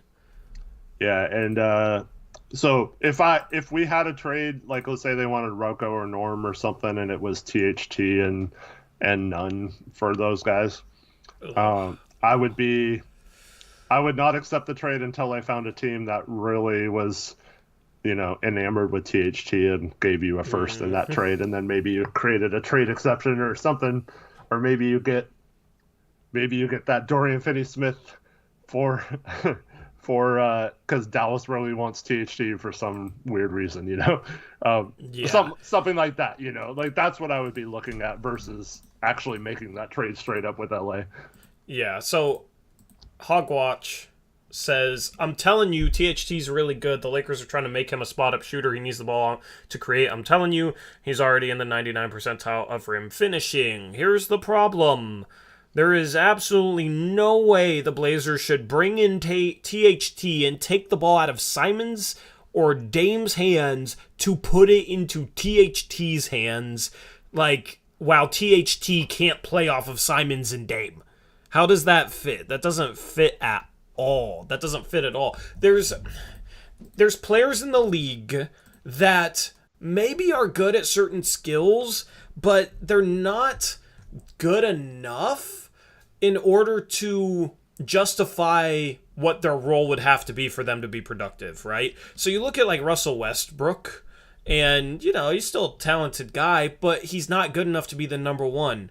And as a number two or a number three, he does not fit next to better players than him because he can't shoot. He's ball dominant. He has to have the ball in his hands to make it work. So the Lakers get him, and it's, oh, look at the talent they have. They added Westbrook's talent to the talent they already got. It's going to be amazing, and that's what Lakers fans are saying. And they completely disregard fit, which is usually an underrated aspect of team building. THT would not fit here at all. And I don't think he'd fit on any team, really, because he's not good enough to justify him being a guy who always has the ball in his hands. He's nowhere near good enough to justify that. And then with the ball out of his hands, he's terrible. So he doesn't. There's no role that fits him. And I mean, he shoots 48% from two I don't know where you got that finishing stat from, but he shoots 60% from 0 to 3 feet. So that's not 99th percentile. I don't know where you got that stat from. That's pretty good for a guard, but I mean, 60% from 0 to 3. It's solid. It's not 99th percentile. I mean, Simons is 55%, but like Simons isn't, a top 1% finisher.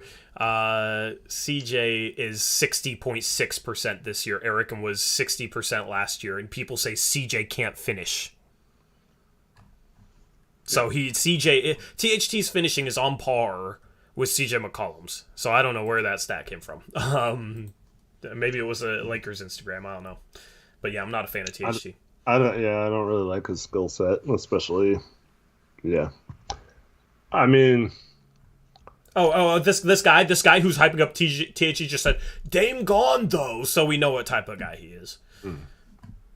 Anyway, I should have just read that before I even tried to explain it to him. So he's just a Lakers fan who doesn't know what he's talking about.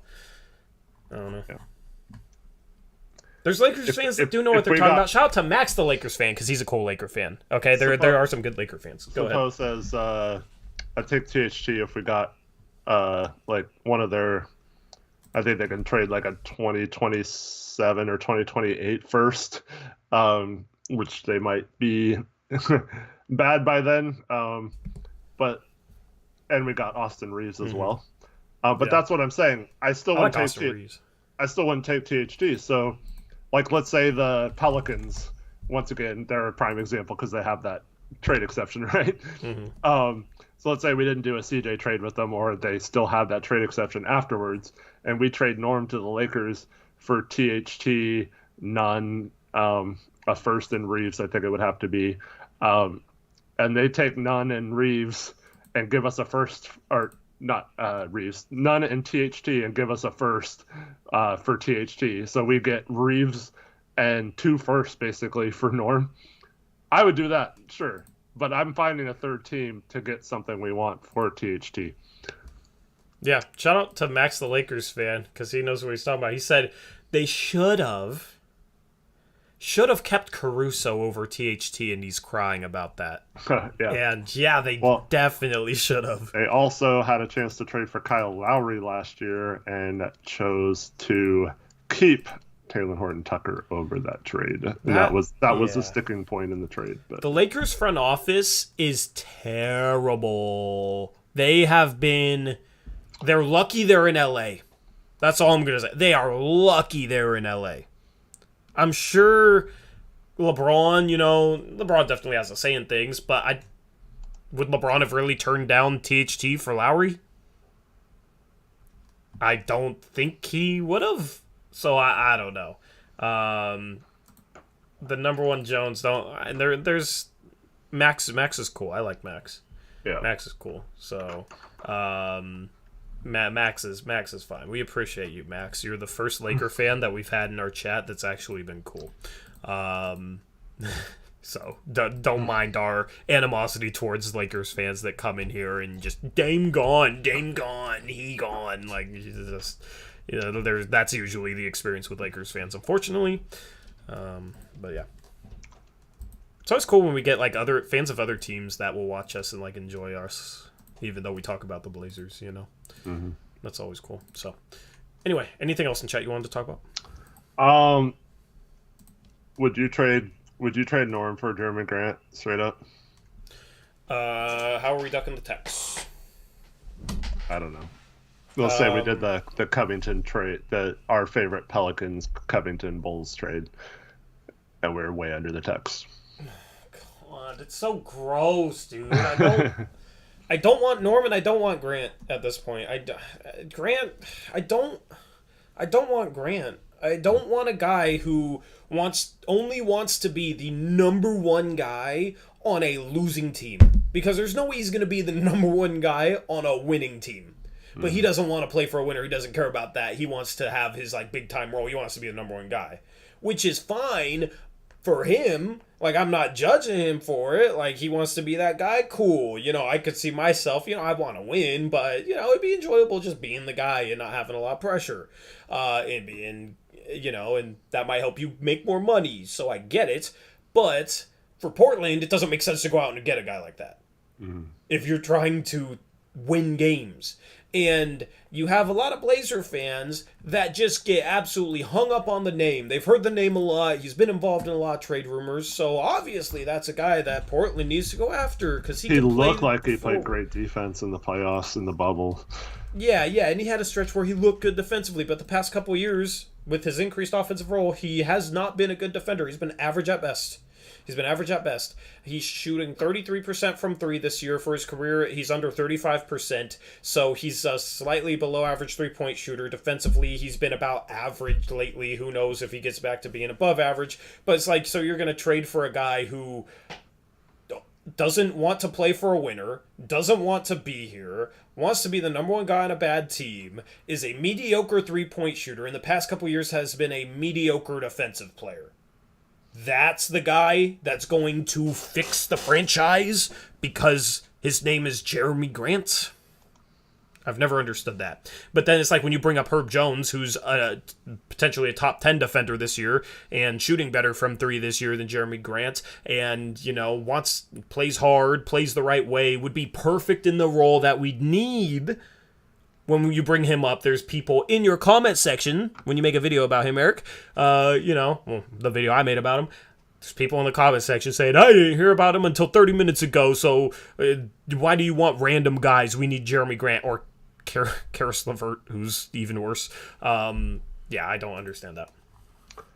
Yes, to me, I'd much rather, if you have a good scouting department, you have a good GM and assistant GMs and all that stuff, you find the next Jeremy Grant, who's actually a good defender and actually a good shooter and stuff, and not the idea of Jeremy Grant, which would be much less expensive, and we have multiple picks in any other scenario to get that done. I'd much rather, like, we mentioned Rui already. I think Rui could be just as good as Jeremy Grant and as soon as next year, if given the right opportunity and if he's healthy and all that stuff. And I would much rather do something like that. But I mean, this is going to come down to what Dame wants pretty much. So if he wants Jeremy Grant and they're willing to do Norm for Grant, I'm sure it'll end up happening. So yeah. Yep. Beerus says, I want Denver's Jeremy Grant, not this version of Jeremy Grant. Well, the problem is Jeremy Grant wants to be this version of Jeremy Grant and doesn't want to be Denver's Jeremy Grant, So that's the issue there. Yeah. So no on Grant, no on Sabonis. Like, I don't know why we'd go out and get a guy to be our power forward who's a horrible defender at the power forward spot and a bad shooter. Like the top two traits we need in forwards are guys that are good defensively and good three-point shooters. That's the top traits we need in a power forward. So if we're going out and getting a guy who's neither of those, I don't care how big of a name he is. No. I don't care. Like, especially because that's the thing. Those big names, you're going to have to give up a lot of assets for. It's not worth it. All right? But, like, a guy that's, a good three-point shooter and, like, solid with, like, a lot of defensive potential, like a guy that, could maybe be better defensively than he has been, like a Jaylen Brown, you do it. A guy like that, sure. Siakam, good defender, had some good defensive moments lately, solid enough three-point shooter, and then provides a bunch of playmaking offensive ability outside that, sure. Those type of guys, sure. Jeremy Grant, Domantas Sabonis, no. Yep. I guess, I mean, if you're trading Norm for Grant, I guess you're not giving up that much value. But so the rumor was that Jeremy Grant's asking for a 4-year, $102 million exception. So we're talking like, what, 25, 26 million a year, 25 and a half. So you're trading Norm for him straight up now, but after next year, you're basically going to start paying him 5 million more per year, if not more. So then you got to look at it that way. And people worried about paying Dame so much money. Well, like you can't pay mediocre players 26 million if you want to try and do that. So that's my point. And the draft pick route, like Herb Jones is making what 1.7 million and just a little with minimal raises up to like 1.9 and then 2.1 the next 3 years. So like get a guy like that. You throw Norm into a CJ to the Pelicans trade, maybe that's enough to get them to trade us Herb, who's like supposedly untouchable, but maybe that's enough. You do that instead. And a guy like I forgot who mentioned him earlier. Sorry, I'm not gonna be able to call you up by name, but someone mentioned Kenrick Williams from the Thunder tonight. That guy's making $2 million.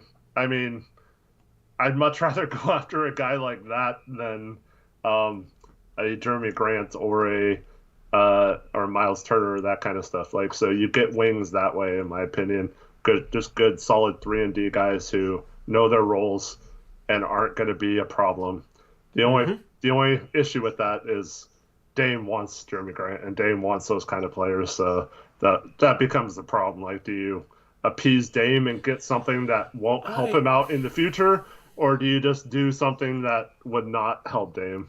I don't know if Dame wants Jeremy Grant. I think he wanted Jeremy Grant this offseason, but like Jeremy Grant's made it clear that he wants to be the number one player for a bad team, and Dame's talked about, he's kind of indirectly called out players who maybe aren't committed to winning. So I don't know. It doesn't seem like the type of guy that Dame would necessarily still want. Hopefully he doesn't. But I would rather trade Norm for 30% of a trade package for Jaylen Brown or Pascal Siakam than 100% of Jeremy Grant. That's basically where I'm at with this. Because Jeremy Grant doesn't raise your ceiling to contention level, but, even if you overpay, hypothetically, for Jaylen Brown or Pascal Siakam, I think they potentially raise your ceiling to contention level. So that's what it's all about. Mm-hmm.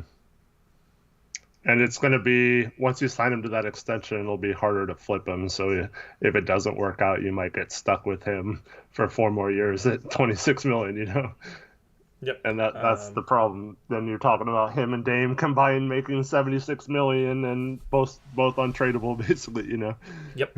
AJ asked Tori, quick question. If the Pelicans got Norm and CJ, then what would they do with Devontae Graham? Devontae Graham would be their third guard. They'd have a 3-guard rotation of CJ, Norm, and Graham. Because Graham can play next to CJ. It's not the best fit, but like with the bench unit, you stagger CJ and Norm maybe. And CJ can be the starting point guard and backup shooting guard, kind of the opposite of what he is with Dame. And then, Graham will play some next to Norm and some next to CJ, and that's your 3-guard lineup. That actually makes some sense for them. Defensively has some question marks, but I mean, they obviously don't care about that. And they have Herb Jones to make up for all of it. Mm-hmm. Yep. They want their playmaking guards. They want their shot creators. They want their guys that can score. They want a guy that can make plays for others, at least at like CJ's level. So, yeah, it makes a lot of sense. As Andy points out, Siakam's probably off the table because he's been playing amazing lately. Yep, unfortunately. Man, I wanted Siakam so bad this past offseason. He's still kind of my favorite target for this team, but unfortunately, he's playing his way out of any chance of being traded.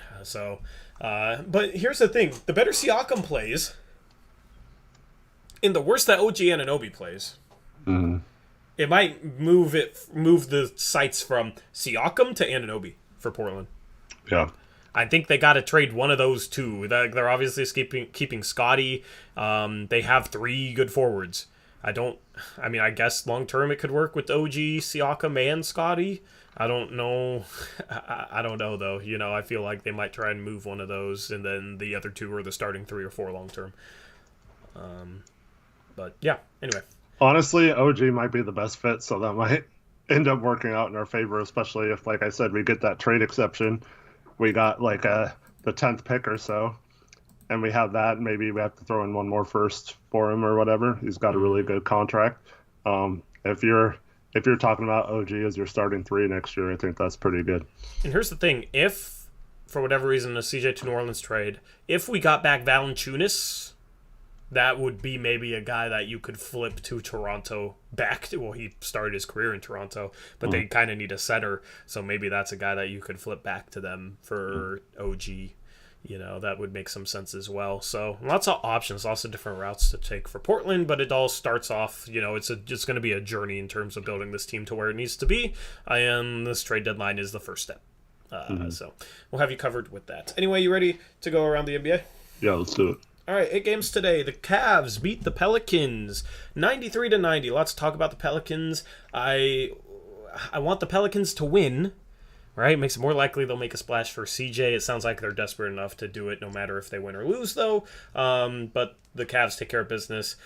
Ingram missed this game. Garland missed this game. What? The title is Goodwin. Goodwin. Is that Brandon Goodwin? Yeah. Oh, why am I thinking of Brandon Williams? I was thinking that was the guy that we had. No, Brandon Goodwin. Yeah, he had 21 points off the bench to lead the Cavaliers. So just a random guy popping off, 8 for 11 from the field. Good for him. Gets his NBA moment. For the Pelicans, Devontae Graham had 20. Herb Jones struggled in this game. Eric 0 for 7 for the field, 0 for 3 from 3. He had 4 assists, though. And, maybe if he has a little shooting slump, maybe he isn't as untouchable. Fingers crossed. Because he's been pretty efficient this year. Anyway, the Pacers beat the Clippers 122-116. Did you see what Isaiah Jackson did today, Eric? Yeah, I already mentioned him in this same broadcast. Did you? I was probably focused on graphics. No, it was during the trade talk a few minutes ago. Oh, well, I skipped over it. I was probably reading chat. Isaiah Jackson, 26 points, 10 rebounds. Good for him, man. This rookie class is so deep. Mm-hmm. Yep, that's exactly my point and what I said. Cool. Next game, the Sixers beat the Grizzlies 122-119. You good? Yeah, I was laughing. You're dying. Don't die. The Grizzlies were playing the Sixers. The Sixers didn't have Joel Embiid, but Tyrese Maxey, 33 points, 8 assists. Tobias Harris, 31 points, 5 assists. Isaiah Joe, 10 off the bench. For the Grizzlies, I mean, they had a good game from John Morant, who had 37 points, and Desmond Bane had 34 points. And they lose to the Sixers without Embiid. So a good win for the 76ers, who have been playing well lately. You got the Knicks blowing out the Kings, 116-96. Burks, 21 points. Fournier had 21 points as well. Halliburton, 21 points for the Kings. The Celtics beat the Heat 122-92. The Heat were without a number of players. Jaylen Brown, 29 in the win. The Hawks lose to the Raptors. The Raptors get a 6-point win in Atlanta. The Hawks played without Trae Young. They got their 7-game winning streak snapped. Gary Trent Jr. has another good game. He's been playing well lately. He had 31 points on 10 for 22 from the field. Siakam, 25 points, 6 rebounds, 4 assists. You got the Warriors beating the Houston Rockets 122-108. Stephen Curry had 40 points. Maybe he's finally breaking out of this month-long slump he's been in. 23 points, or 40 points on 13 for 23 shooting for Steph. Klay Thompson had 14 points on 6 for 15 from the field. Andrew Wiggins, the all-star starter, 23 in the win. And then disgusting score that I was not expecting tonight is the last one there. We're just going to move on. Eric, any thoughts about the standings? No, we're still stuck in no man's land, but I guess we're a little closer to the 11th, 12th range than we are to 9th, so that's good. Yeah, I mean, we're still only 4 games back at 8th. I mean, yeah, we got the Lakers coming up next. The Lakers, if we beat them, we'll only be 2 games back. If we lose to them, we'll be 4 games back. So, if you're rooting for the team to kind of embrace the tank, that would be a game to lose right there. But also, I want the Lakers to lose too, because it's funny if they don't even get inside the top 8. It's funny if they miss the playoffs. That'll be hilarious. And they don't get their pick this year at all. So that would be a funny development, to say the least. It's time for Tankathon. It's time to simulate the lottery like we always do. Are we still in 9th, I'm assuming? Yep, we are still in 9th place. Here is the Tankathon Situation, same percentages as before. 20.3% in top 4, 4.5% chance at number 1. We are currently 2 games behind San Antonio to move up to 8th in the lottery standings, and only 3.5 behind Sacramento for 5th, 2.5 behind New Orleans for 6th. So if we trade CJ to New Orleans, they win some games. I mean, I think 6th is if we have a good tank. I think if we have a good tank, we can end up in 6th. All right, but let's simulate it. Let's see what we get. I'll scroll up as I usually do. Boston, Atlanta, no 14 seed Magic. We've had that happen 3 times in the past month or so. That Lakers pick right now would be 11th. That would go to Memphis. If it's top 10, it goes to New Orleans. You got Washington 10th. Moment of truth. Is Portland at 9th, or do they move up? They're at 9th. Buzzkill. We haven't had good luck lately. And this lottery sim, Eric, is very, very vanilla. Houston, OKC, Sacramento, it skipped. Detroit and Orlando. Look how boring this lottery sim was. One team fell. Houston. Poor Houston. Yeah. I'll just simulate it again. See, that's more like it. Look at San Antonio. Anyway, that was the Tankathon sim. Let's move on to the East. You got... Washington's fallen to 12th, and they're still only 8 games back up first. It's still jam-packed there. Chicago's still hanging on. Philadelphia's only half a game out of first, Eric. Yep, they've been playing really well. Mm-hmm. Even without Embiid tonight. Yep. 6 teams within 2 games. Philadelphia needs to trade for some help, man. I mean, you guys are still... they're playing great. They're playing great, and just imagine if they traded a guy who hasn't played all year for somebody that could actually help him this year. I don't understand what they are doing.